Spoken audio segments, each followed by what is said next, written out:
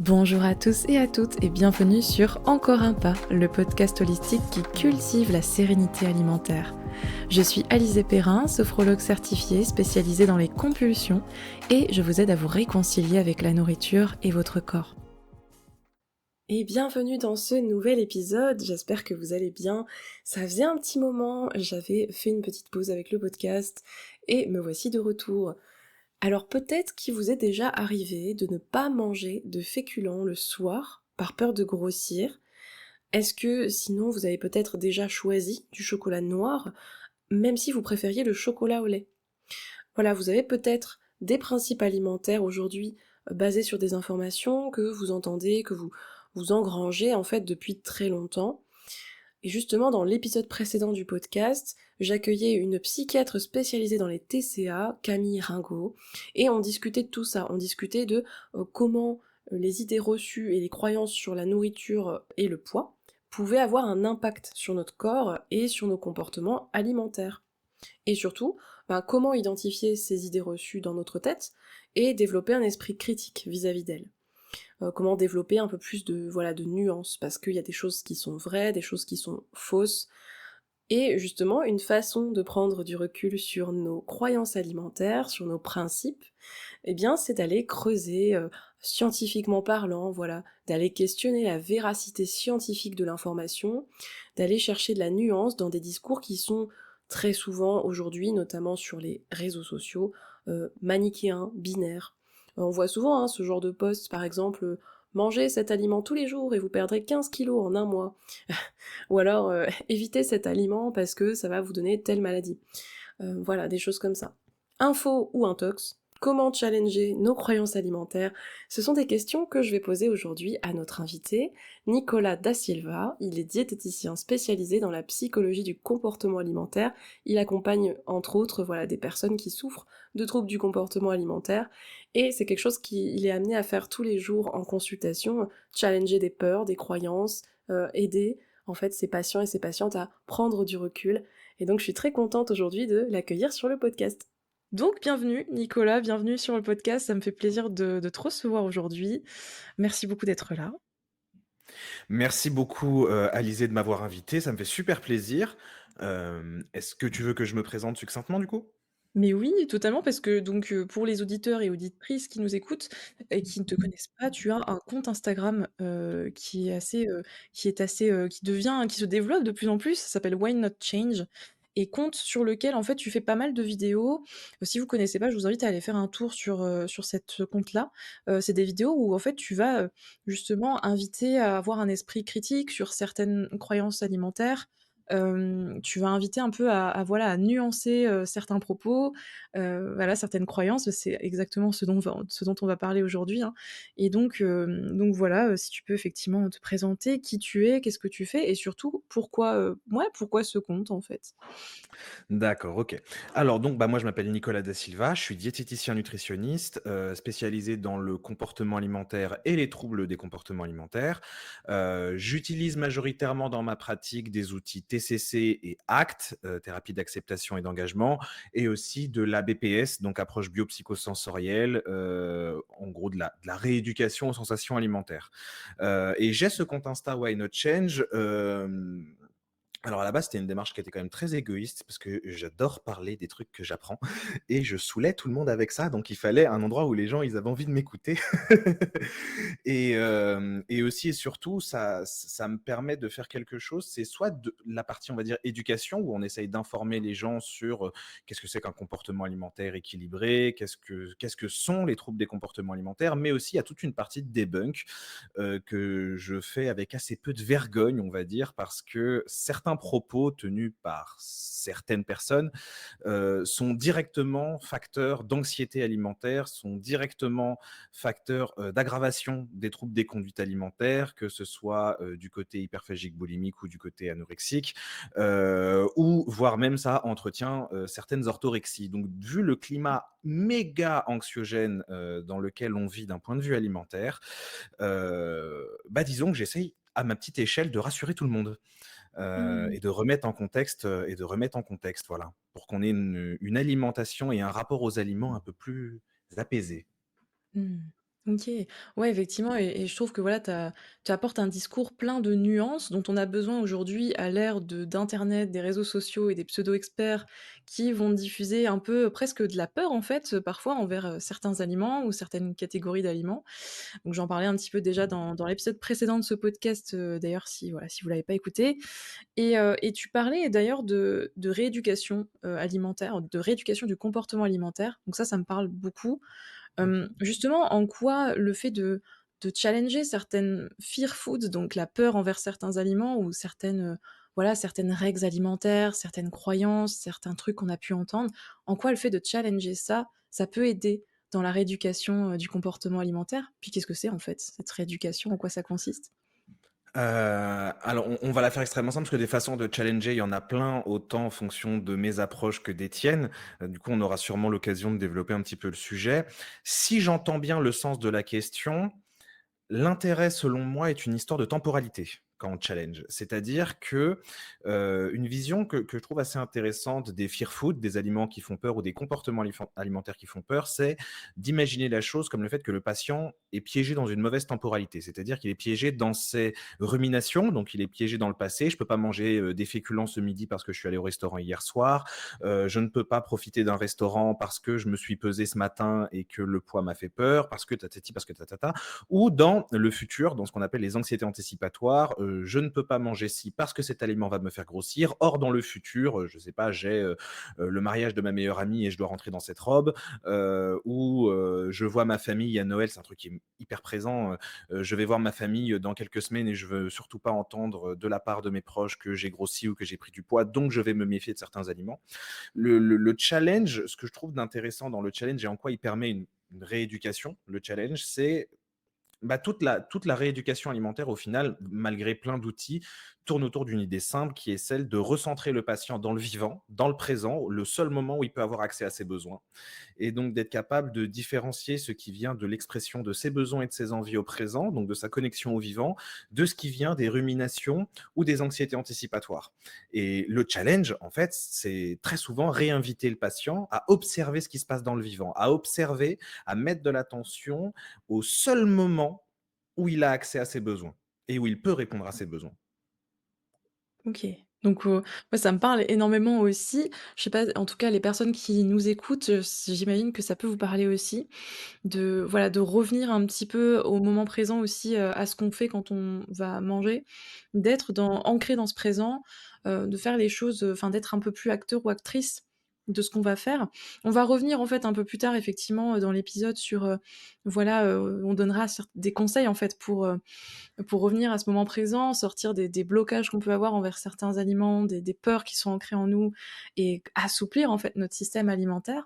Mais d'abord, je voulais justement, en profiter, repasser avec toi un petit peu sur les croyances, les quelques croyances, on va dire, les plus répandues, à la mode carrément, entre guillemets, hein, sur les réseaux sociaux.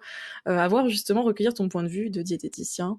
Oui, vas-y, sans vergogne ici aussi, il y a pas de souci. Heu et la 1re, grosse croyance que j'entends, et je pense que tu entends beaucoup toi aussi, c'est justement ce que tu viens de parler des féculents. À un moment, tu citais les féculents le soir, notamment, voilà, c'est cette fameuse croyance que si on mange des féculents le soir, donc des plats de pâtes, des du peu importe en fait le type de féculents, eh bien on va, plus grossir que si on les mange à un autre moment de la journée.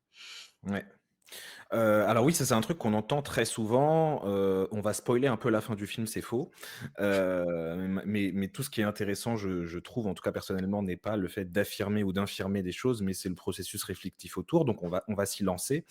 Alors je précise, loin de moi l'idée de réduire l'alimentation à un simple principe thermodynamique entrée-sortie.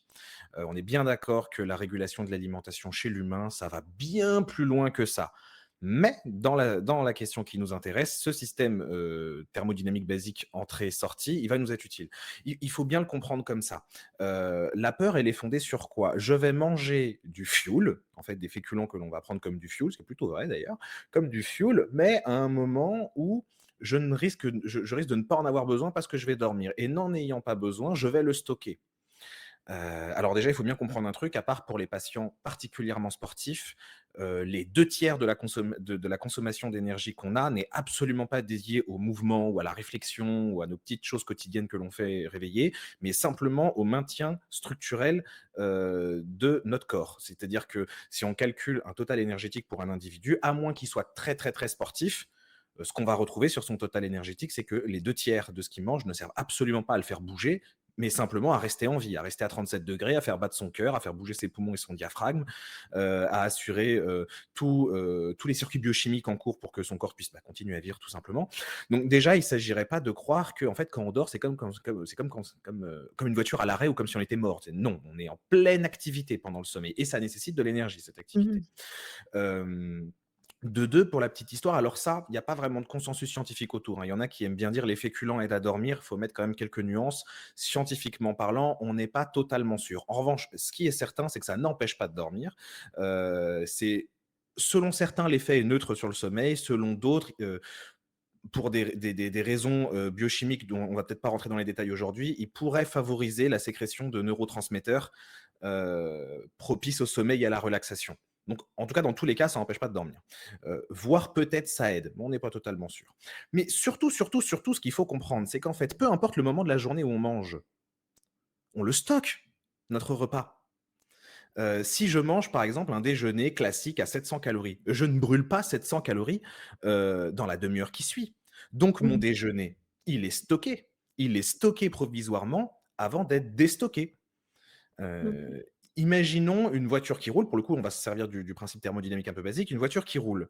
Que l'on fasse le plein tous les 50 kilomètres ou qu'on fasse le plein tous les 600 kilomètres, la seule chose qui va déterminer si on va faire déborder le réservoir ou arriver jusqu'à destination ou arriver en panne sèche, ça serait un rapport de combien d'essence je brûle à l'heure par rapport à combien d'essence j'ai injecté à l'heure. Mmh. Ça serait ce ratio moyen. Si ce ratio moyen, il est en faveur, du nombre de fois où on a mis le plein, bah, on va faire que remplir le réservoir jusqu'à ce qu'il déborde. Donc on va faire un excès calorique. C'est-à-dire, en gros, sur une longue période de temps, je mange plus que ce que je dépense. À ce compte-là, oui, le poids monte et on stocke, effectivement. Hem, Si je mange moins que mes besoins, mais peu importe que ça soit en un repas, en 2 repas, en 3 repas, en 6 repas, ça c'est un principe thermodynamique basique qui est: le corps a besoin de l'énergie pour fonctionner et on ne peut pas créer de l'énergie à partir de rien. Donc si notre corps respire, enfin si notre corps, bah oui, respire, que notre cœur bat, et qu'on n'est pas décédé, on est en train de brûler de l'énergie.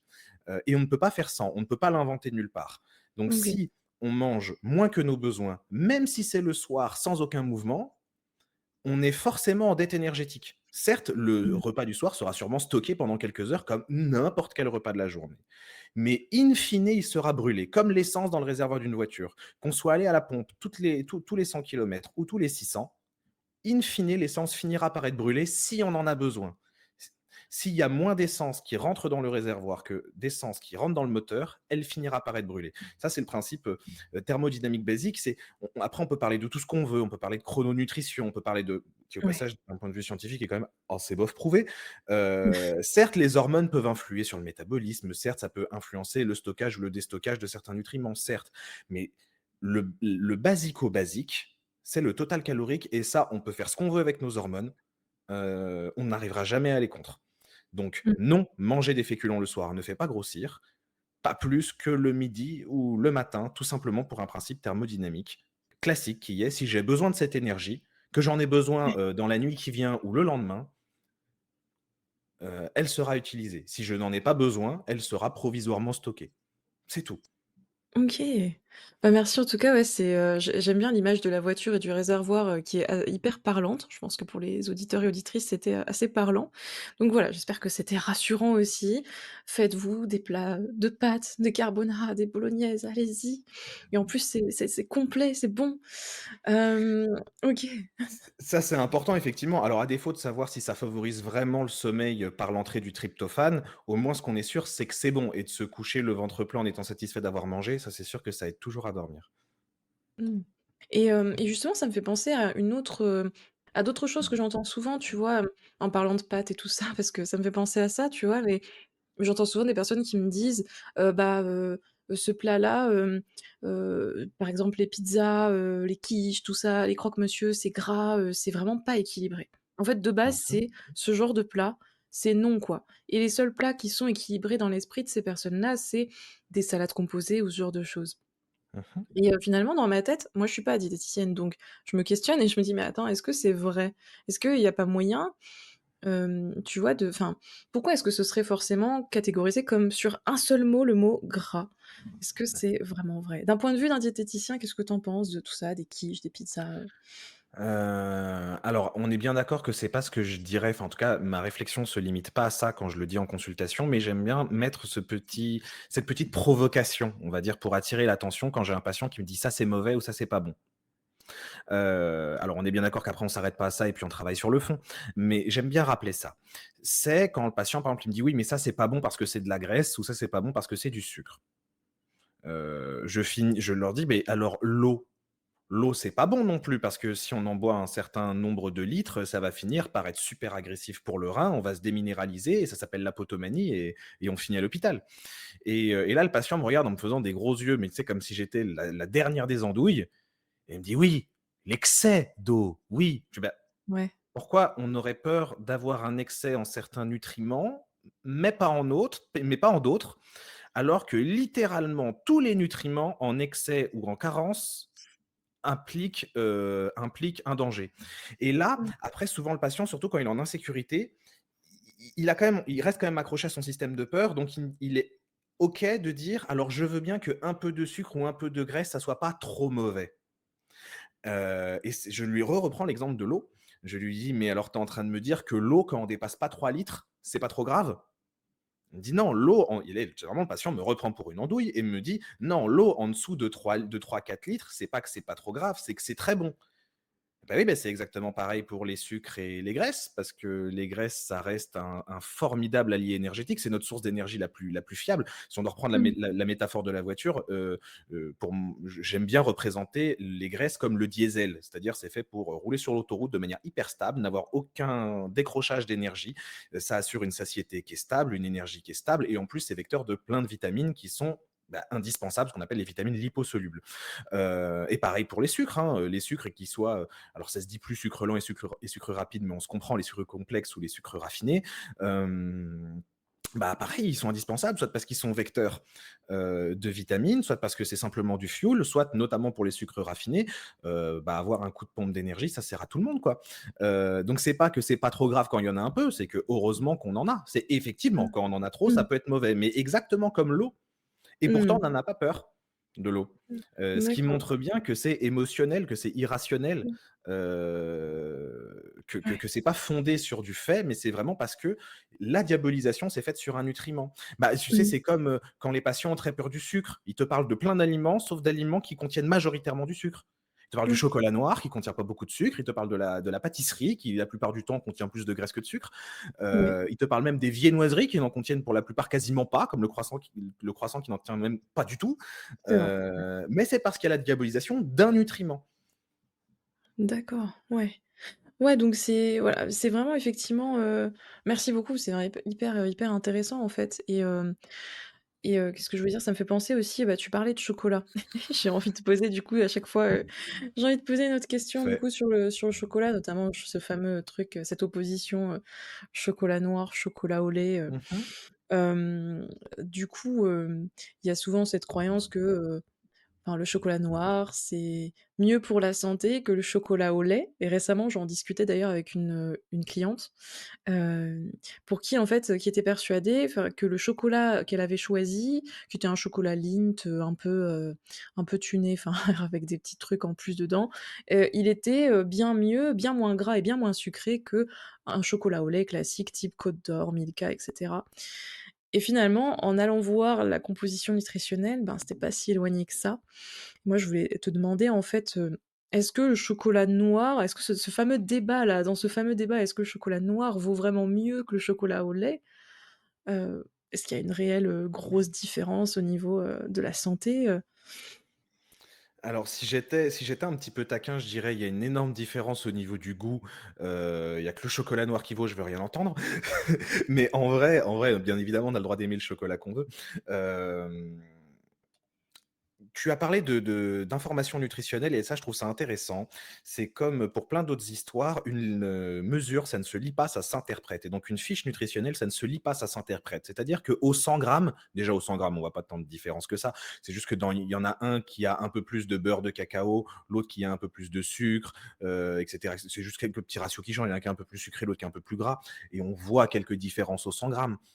Sauf que dans un comportement alimentaire, sain, équilibré, 100 grammes de chocolat, soit on les mange, mais pas souvent, soit si c'est quelqu'un qui aime le chocolat et qui du coup en mange régulièrement, il en mange rarement 100 grammes par jour ou tous les 2 jours. Les Ouais. quantités de consommation, c'est plus aller entre, je mets une grande fourchette, hein, faut pas complexer si on sort des chiffres, hein, c'est très théorique, mais on est entre du 5 et du 20 grammes.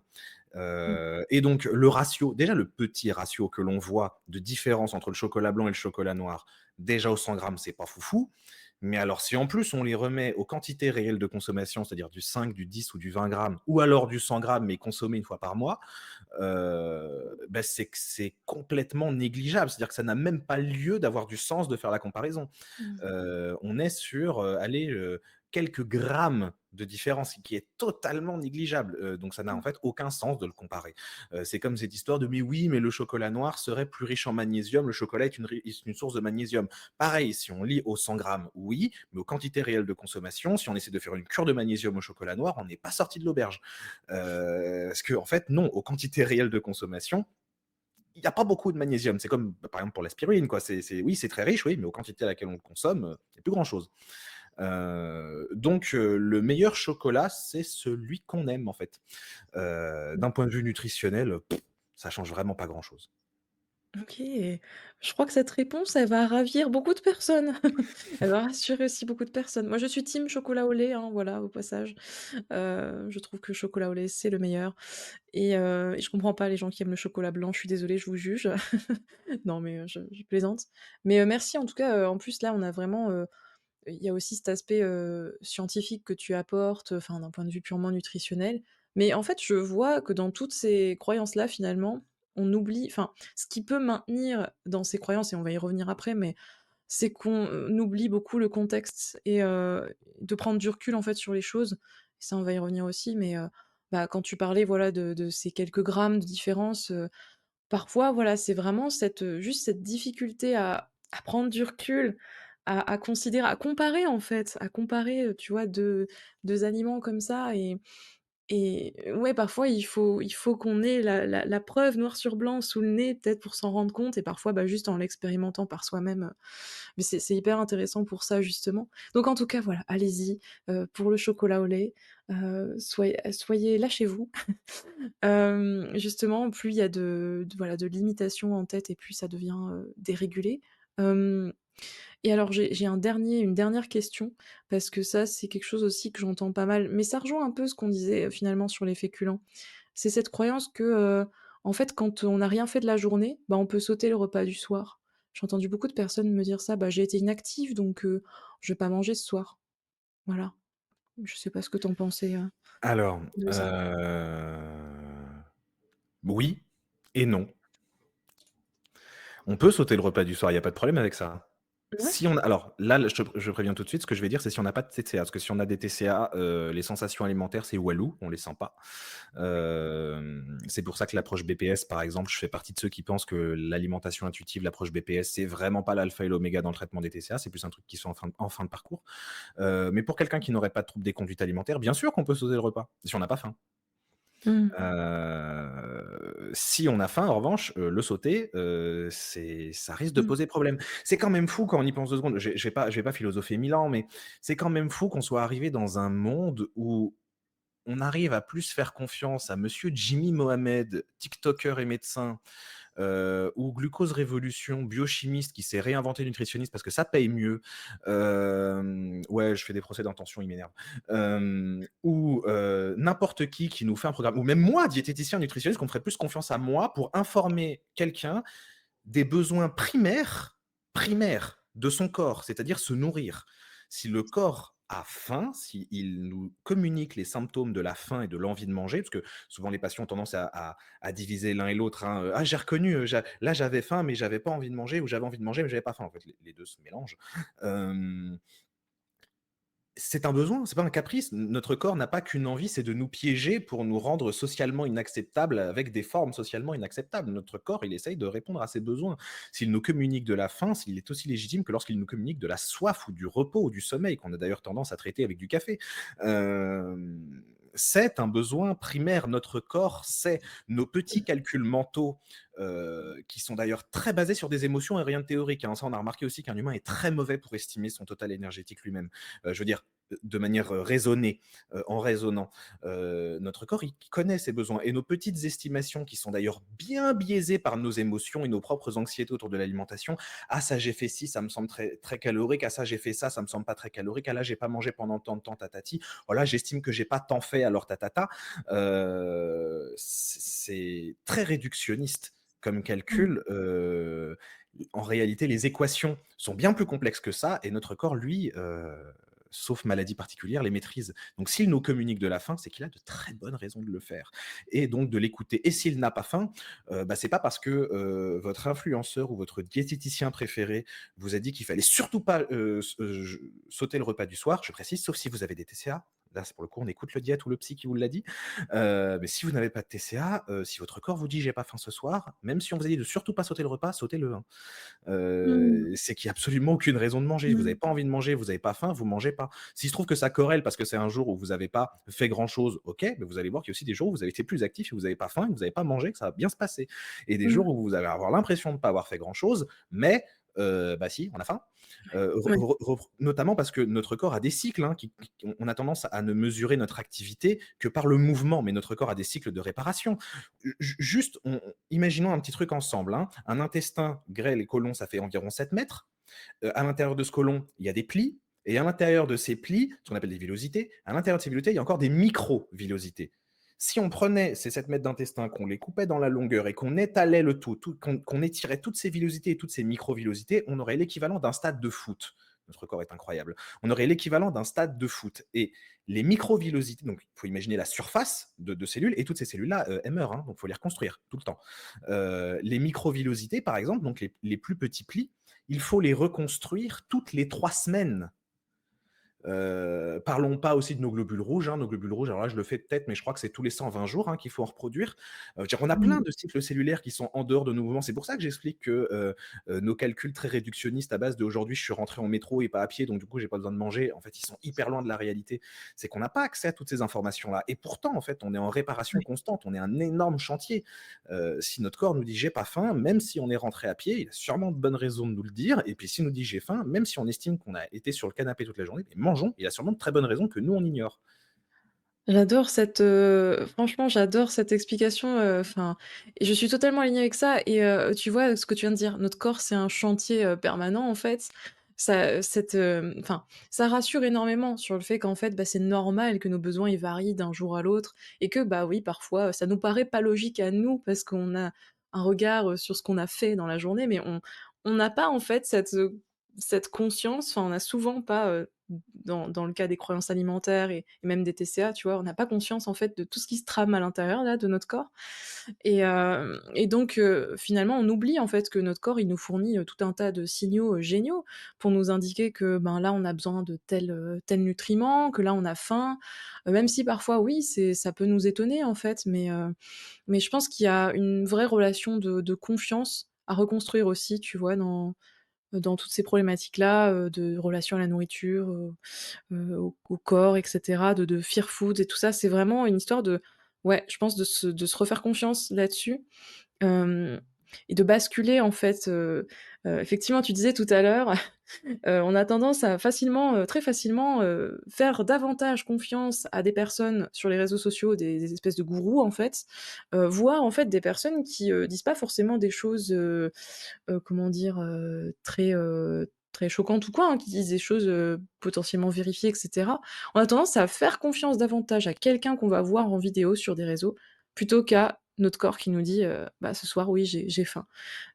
Voilà, j'en arrive à des situations que me décrivent les personnes que j'accompagne, hem et qui me disent, «Ben, j'avais faim hier soir, mais en fait, comme j'ai entendu telle personne qui dit: "C'est pas bien, je sais pas quoi, de manger des féculents le soir", voilà et ben, j'ai pas mangé».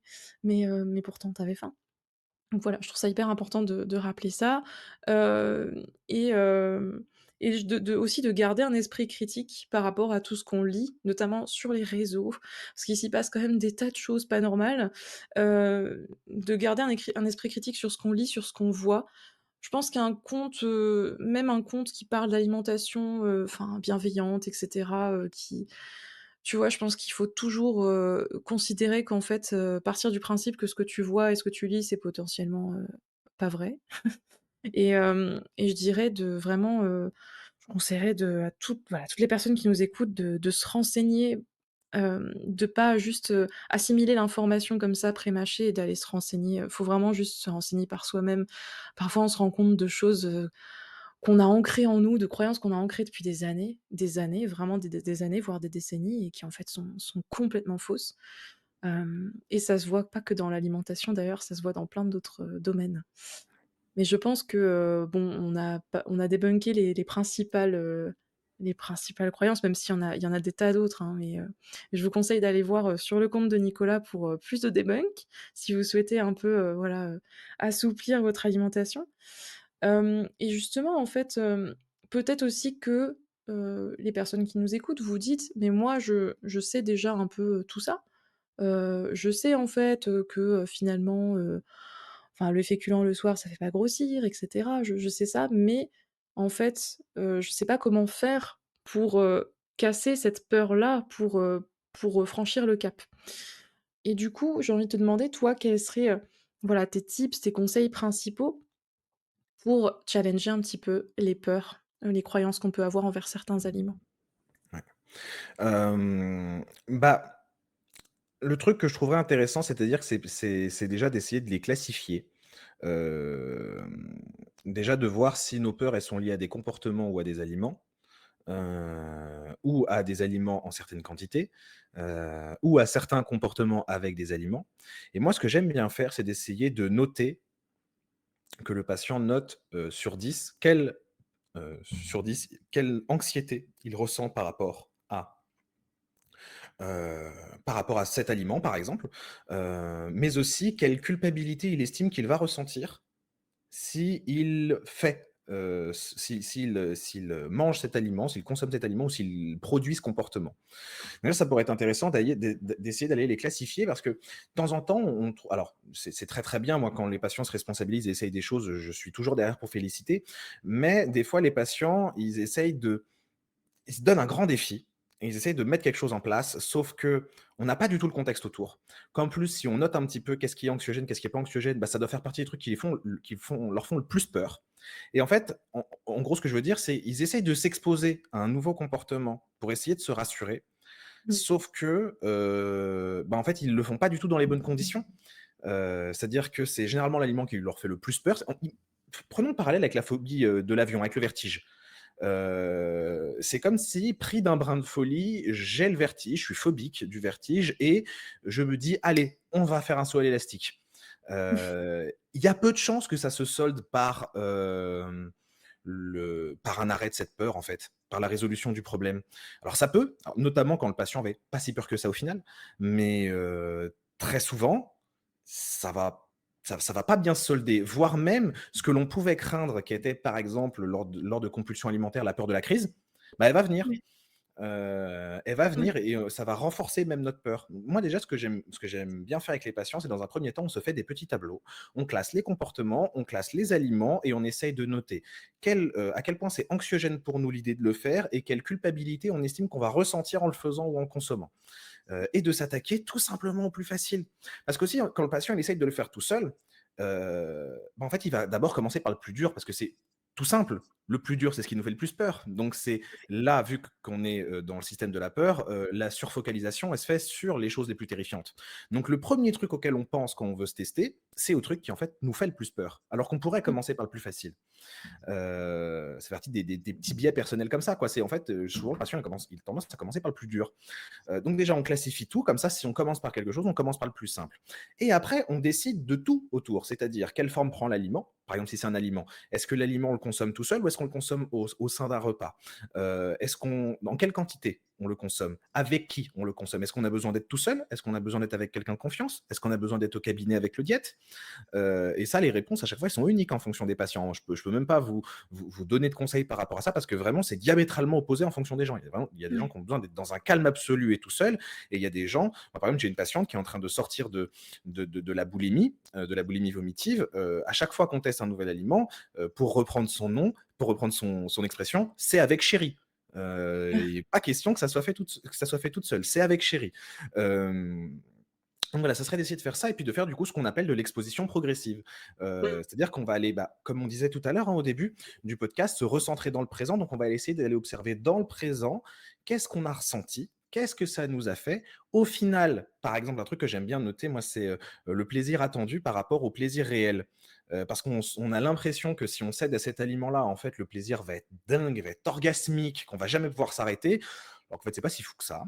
De pouvoir noter les difficultés. Des fois, les difficultés qu'on pensait avoir, bah, en fait, on les a pas eues, on les a surmontées. Des fois, des difficultés qu'on pensait pas avoir, bah, en fait, on les a eues, donc c'est bien de les noter. Et puis comme ça, on peut tracer un petit peu son parcours. Le principe de l'exposition progressive, en gros, hein, c'est, bah, on va faire quelque chose qui fait un petit peu peur, mais pas trop, dans les meilleures conditions possibles, et on va répéter l'expérience jusqu'à ce que le taux d'anxiété diminue et le taux de culpabilité diminue. Et après, il peut y avoir plein de choses autour de ça, hein. Si on met des stratégies cognitives, il peut y avoir les auto-affirmations, il peut y avoir les routines comportementales autour. Ça peut être un exercice de relaxation avant ou un exercice de relaxation après, ou tout simplement d'aller faire une balade. Et on va, en tout cas, moi je sais que en première intention, c'est ce que je fais, c'est simplement l'exposition progressive. On classifie ce qui nous fait peur, on commence par le plus simple, et de manière répétée, on fait ces petites aventures. Ça, je le dis au cas aussi parce que les patients ont tendance à pas avoir ça comme réflexe. Il vaut mieux tous les 2 jours avoir fait un petit truc un petit peu anxiogène que, un jeudi soir avoir fait, 1 giga grosse folie. Au niveau de l'habituation, on ça va être bien plus efficace, de faire progressivement un petit peu, régulièrement, Mmh. que d'un jour s'exposer à un truc méga anxiogène et puis après de plus le recommencer. Donc OK, donc si je comprends bien, voilà, c'est si je résume, hein, c'est un contre-productif de se dire direct: «Allez, je me lance et cet aliment qui me fait super peur, c'est cet aliment qui est très déclencheur aussi, déclencheur potentiellement de compulsion par exemple, voilà, ben, allez bam, je réintroduis, enfin je le remange, puis j'en mange, voilà, comme ça au milieu de la journée et cetera». Voilà, pour toi c'est effectivement, ça peut être contre-productif et il vaut mieux, déjà, effectivement peut-être pas tenter tout seul ou toute seule et surtout y aller progressivement, tranquillement, chaque personne est différente, c'est ce que tu disais aussi. Chaque personne a une relation différente aussi à la nourriture, à ses propres croyances, chaque personne s'est construite, sur des bases différentes, voilà. Même s'il y a quand même des croyances, on va dire populaires générales, hein, le truc des féculents clairement, c'est général. Voilà, y aller à son rythme et surtout effectivement ça sert à rien de s'exposer à des aliments de cette façon, parce qu'on risque plus d'obtenir le résultat contraire. Hem, OK, et puis tu parlais aussi de l'importance du rôle des proches pour certaines personnes, qui trouvent en certains proches des alliés, avec qui, ils ou elles peuvent, expérimenter, hem, voilà cette, relation à l'alimentation beaucoup plus libérée, beaucoup plus souple. Alors c'est pas le cas de tout le monde malheureusement, il y a des personnes qui voilà, qui sont dans un environnement ou avec des proches qui les font pas se sentir du tout en sécurité. Ça, je comprends très bien. Je pense que là, les auditeurs et auditrices, il y en a qui doivent se dire: «Ah ouais, moi je peux pas faire ça, avec, mon compagnon, ma compagne ou ma famille» et je vous comprends totalement. Mais il y a d'autres façons, quand même de le faire, en accompagnement, avec, votre diète, votre psy, j'en sais rien, votre sophrologue peut-être? Voilà et tu as mentionné quelque chose de très intéressant aussi, le moment présent, on en parlait effectivement au tout début. Pour moi, je rajoute forcément mon grain de sel avec ça, parce que c'est mon métier. Pourquoi? Alors le moment présent, être dans le moment présent, tout ça, ça sonne un peu cliché, mais en fait, c'est pas si cliché que ça et je dirais que dans le domaine de l'alimentation, c'est même tellement important d'être présent à ce qu'on fait quand on mâche, quand on déguste quelque chose, d'activer nos sens parce que, on a tellement tendance à manger de manière mécanique et hem et à être déconnecté de nos sensations et à pas vraiment savourer, à aller trop vite et du coup, on peut très bien être dans cette démarche de dire: «OK, je fais la paix avec tous les aliments et j'assouplis mon alimentation», Mais en fait, en parallèle de ça, si on se dépêche et qu'on prend pas le temps de savourer et qu'on le fait un peu à moitié dans la culpabilité et cetera et qu'on reste dans cette mécanique, bah, du coup forcément on va rester dans des mécanismes un peu dans des schémas négatifs, parce que, bah, pourquoi? Parce qu'on prend pas assez le temps. Faut aussi, voilà, c'est une chose je pense, tu vois, hem, de réintroduire des aliments comme ça qui font peur, qui sont déclencheurs, mais, c'est autre chose de vraiment prendre le temps là de les manger. Je sais pas ce que tu en penses toi? Bah, en fait, tu m'as vu derrière la caméra m'exciter sur mon micro parce que j'avais très envie de rebondir sur ce que tu viens de dire, Ouais. qui est passionnant et bien évidemment, vu que c'est ton métier, si tu trouves que, je manque de précision ou même que tu es pas d'accord, te gêne absolument pas, t'inquiète pas, mon ego n'en sera pas blessé. Dans cette histoire de prendre le temps et d'être présent, moi, ce que j'aime bien faire comme comparaison, c'est pas, ce qu'on pourrait aller voir, par exemple, dans les centres de l'obésité où on fait, faire une demi-heure de méditation sur un carré de chocolat. C'est pas du tout sarcastique, je vois pas de quoi vous parlez. C'est plutôt ce que je dis aux patients, c'est: «Regardez un restaurant à 20:00». Les gens sont pas hyper concentrés sur ce qu'ils mangent. Quand j'entends hyper concentré, donc c'est, sur une attention, monotâche. Au contraire, ils font plein de choses, mais qu'est-ce qu'on reconnaît? Ils sont là. Mmh. Ils sont là, Exactement. leur attention Mmh. fait des sauts de puce, c'est-à-dire que c'est, les couverts, la couleur de l'assiette, la beauté de l'assiette, le goût de l'assiette, ce que dit leur corps par rapport à ce qu'ils mangent, les paroles du voisin, le serveur qui est mignon, le match de foot qui fait un peu trop de bruit, l'ambiance qui est quand même plutôt sympa et conviviale, le coucher de soleil, tatati tatata. En fait, ils sont là. Ils sont pas hyper concentrés, mais leur esprit est là. Il fait des sauts de puce entre différents sujets. Ils sont simplement là. Mmh. Au final, est-ce que le temps serait pas simplement un symptôme de l'absence? C'est-à-dire qu'on Mmh. peut manger, pas en 1 heure, mais même parce qu'on n'a pas le choix, par exemple manger en 15 minutes ou en 20 minutes, mais que ça soit bon, mais qu'on ait été là. Ouais, donc juste garder à l'esprit qu'en fait le but c'est d'être là, que ça soit un peu Mmh. rapide, un peu court, n'ait que l'assiette devant soi ou qu'on ait un podcast, bah, comme celui-ci, ou la télé, ou qu'on soit dehors ou qu'on regarde autre chose. Le principe c'est toujours le même, c'est juste d'être là. Mmh. Merci d'avoir fait ce rappel parce qu'effectivement, effectivement, il y a cette image un peu de: «Ah, il faut que je mange, en conscience» et puis ça devient carrément une sorte d'injonction quoi. «Il faut absolument que je mange en conscience» et cetera. Non, en fait, il y a une différence entre cette, ouais, cette espèce de croyance-là, de manger en faisant une méditation, comme tu dis, pendant une demi heure et puis être acteur, être actrice, être là, être à ce qu'on fait. Et ça, c'est en tout cas, un apprentissage ou un réapprentissage, je sais pas si ça se dit, très important pour, faire la paix avec tous les aliments. Voilà, je pense que l'importance de déguster, elle est capitale.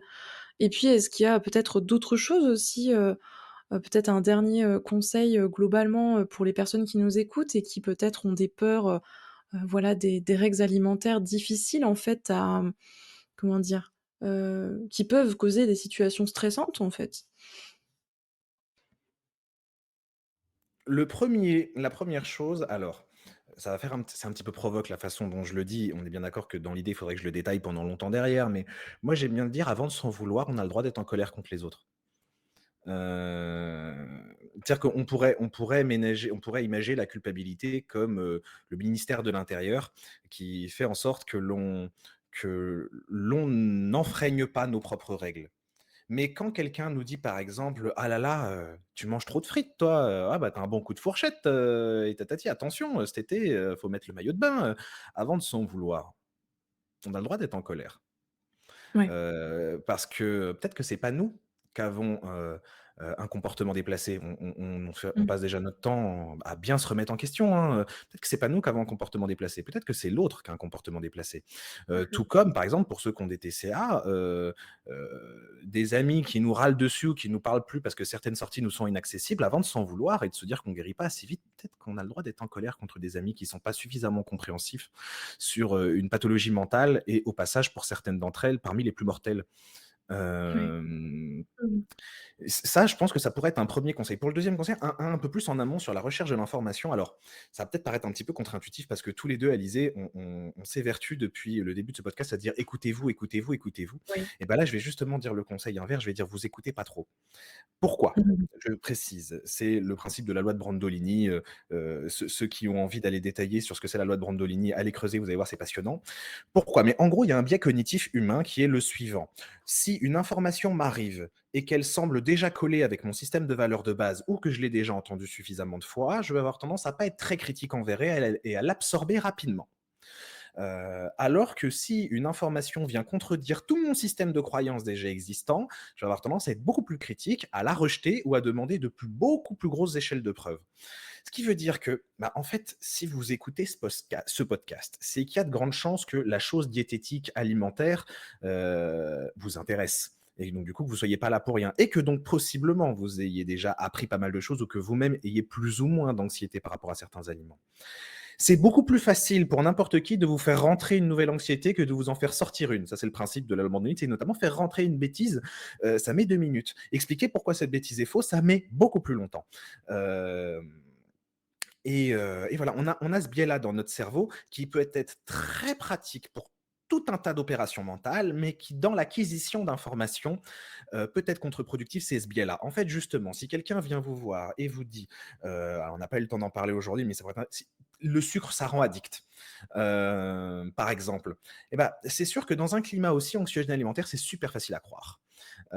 Et c'est justement parce que c'est facile à croire qu'il faut s'en méfier. Quand c'est hyper facile à croire, quand ça paraît hyper dichotomique, et qu'en plus ça a tendance à nous charmer, mmh, peut-être que c'est pile à ce moment-là justement qu'il faut faire gaffe et qu'il faut aller faire quelque chose de pas du tout naturel, c'est d'aller chercher des choses qui vont à l'encontre de son avis, et d'essayer de regarder si les échelles de preuves dans les arguments qui vont contre notre avis de base, est-ce qu'elles sont pas un petit peu plus légitimes que ce sentiment presque, comment dire? Presque divin que mon intuition aurait raison là-dessus. Mmh. Ouais, bah, écoute, je pense que je peux proposer qu'on clôture le podcast sur ces mots, sur ces pistes de réflexion-là que je trouve hyper intéressantes. Effectivement, on n'a pas trop eu le temps d'aborder la grande question de l'addiction au sucre, parce que je pense que ça pourrait faire l'objet d'un podcast complet, voire des heures et des heures de podcast. C'est un débat en cours, voilà et je vous conseille, comme vous conseille Nicolas, d'aller, regarder un petit peu par vous-même, voilà les études, vraiment, de lire vraiment les études plutôt que les personnes qui tirent des conclusions, de ces études et qui les déforment. Voilà, d'aller vraiment voir par vous-même et de vous faire votre propre idée, en fait. Et en fait, dans tout ça, je parle pas que du sucre, mais en général dans toutes les croyances et là, je vais même sortir du domaine de l'alimentation, d'accord? Dans n'importe quel domaine, vous verrez qu'en fait, le résultat, c'est je veux dire, quand vous faites votre propre idée sur un truc, vous verrez que le résultat, c'est pas forcément ou tout noir ou tout blanc, c'est pas forcément binaire. Il y a pas forcément un camp défini et c'est ça que je reproche un peu d'ailleurs aux réseaux sociaux, en ce qui concerne l'alimentation, c'est que et d'autres trucs, hein, mais c'est qu'on doit choisir absolument une espèce de un camp et qu'il y a quelqu'un qui détient une vérité absolue. Alors que non et puis chacun et chacune, je rajouterais, hein, pour conclure un peu, tout ça, que voilà, chacun et chacune, vous avez votre, construction, votre système alimentaire, j'aime bien dire ça, je sais pas pourquoi, mais parce que je trouve que c'est très vrai, c'est on a un système en fait. Il y a des choses qui fonctionnent pour vous, qui fonctionneront pas pour d'autres.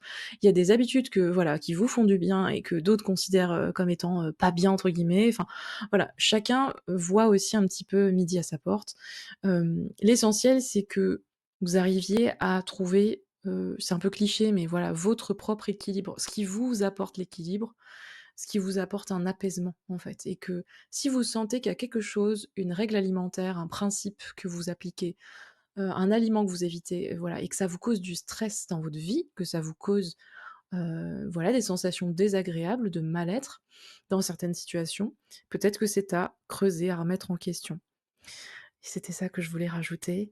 Je pense qu'on peut conclure là cet épisode qui est très riche. Merci beaucoup, Nicolas pour, ton savoir, voilà et puis heu, tes explications très claires et même cette, pointe d'humour, et la provoque aussi parce que j'aime bien la provoque, il y a pas de souci.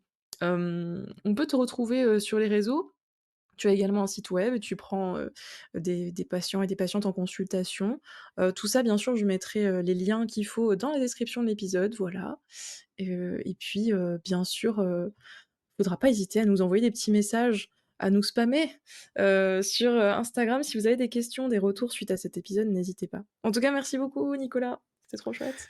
Merci beaucoup Alizé, merci beaucoup de m'avoir laissé m'exprimer sur tous ces sujets-là. J'espère que toi aussi ça t'a plu, j'espère que ça vous a plu à tous ceux qui écoutent et je n'ai pas à grand chose à dire de plus que, bah, un grand merci. J'espère que ça a été utile et peut-être même une petite citation: «Prenons soin, de la méthode avec lesquelles nous nous mettons des choses dans la tête». Mmh. OK, merci beaucoup. Et écoutez, si ce podcast vous a plu, n'hésitez pas à encourager mon travail, en mettant la note de 5 étoiles sur Spotify, sur Apple Podcasts et puis bien sûr, n'hésitez pas à venir, voilà, papoter avec moi ou Nicolas en message. Ce sera avec plaisir. En attendant le prochain épisode, je vous souhaite à tous et à toutes une belle journée. Je vous dis à bientôt. Prenez soin de vous.